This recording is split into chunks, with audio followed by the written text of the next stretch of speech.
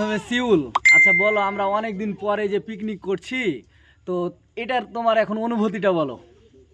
অনুভূতি কি খুব ভালো লাগছে, অনেকদিন পিকনিক করা হয় না, বেশি বেশি মাংস খাবো, ওজন একটু কমেছে, বাড়াবো, এটাই তো ভালো লাগছে। আচ্ছা জিয়াউর রহমান, তোমার অনুভূতি বলো। তোমার তো ভুঁড়ি বাড়তে বাড়তে একবারে সামনে চলে গেছে। আমার আপনারা ভুঁড়িটা দেখলে বুঝতে পারবেন, আমার ওজন, আমার হাইট হচ্ছে 5 ফুট মাত্র, কিন্তু আমার ওয়েটটা হচ্ছে মোটামুটি 73 কেজি।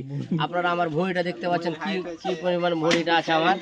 আসলে ভাইরাল হওয়ার উদ্দেশ্যে কিন্তু আমি ভুঁড়িটা দেখাচ্ছি, আপনারা কেউ কিছু মনে করবেন না। দ্বিতীয়ত হচ্ছে কোনটা, আমরা মাত্র 5টা লোক, 3.5 কেজি মাংস। এটা যদি বিশ্বাস না হয় তাহলে পরবর্তী ভিডিওতে আমরা মাংসের পরিমাণটা আপনাদেরকে দেখাবো, তাহলে তো বিশ্বাস হবে, কারণ আমরা সবসময় যেদিন খাই সেদিন সেইভাবেই খাই। ধন্যবাদ। মাংস সমস্যা নাই, আপনারা যে যে আসতে ইচ্ছুক, এখন অনেক সময় আছে, রান্না বান্না চলছে, তাড়াতাড়ি চলে আসুন। যাক, তবে আমাদের মাংসের যদি কড়াইটা দেখেন তাহলে কিন্তু অবাক হয়ে যাবেন। তো কড়াইটা আমরা এই যে আপনারা খালি কড়াইটা দেখুন, এখানে 3.5 কেজি মাংস রান্না করা হবে, অনলি 5টা লোক। তো আজকে কে কি পরিমাণ খাওয়া দাওয়া করবে সেটা আমাদের দেখার বিষয়। তবে আমাদের এই ছেলে কিন্তু ভুঁড়ি বেড়ে যায়, তাও সমস্যা নাই, সমস্যা নাই, কিন্তু তারপরও আজকে তাকে 1 কেজি মাংস খাওয়াবো, এই জন্য আজকে নিয়ে বসে আছি 3.5 কেজি মাংস। এত বড় ভিডিও আর কেউ দেখবেন।